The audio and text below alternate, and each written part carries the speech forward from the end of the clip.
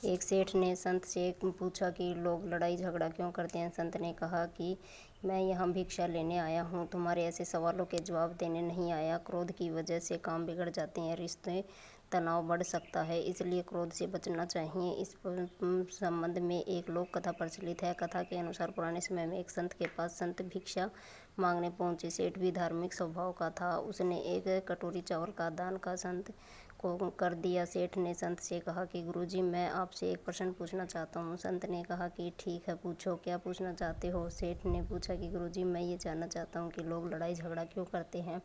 संत ने कहा कि मैं यहाँ भिक्षा लेने आया हूँ, तुम्हारे मूर्खतापूर्ण सवालों के जवाब देने नहीं आया हूँ। संत के मुंह में ऐसा सुनते ही सेठ क्रोधित हो गया। वह सोचने लगा कि यह कैसा संत है, मैंने इसे दान दिया और ये मुझे ही ऐसा जवाब दे रहा है। सेठ ने गुस्से में संत को खूब खरी खोटी सुना दी। कुछ देर बाद सेठ शांत हो गया। तब संत ने कहा कि जैसे ही मैंने तुम्हें कुछ अप्रिय बोला, तुम्हें गुस्सा आया और मुझे गुस्से में तुम मुझ पर चिल्लाने लगे। इस स्थिति में अगर मैं भी तुम पर गुस्सा हो जाता तो हमारे बीच झगड़ा हो जाता।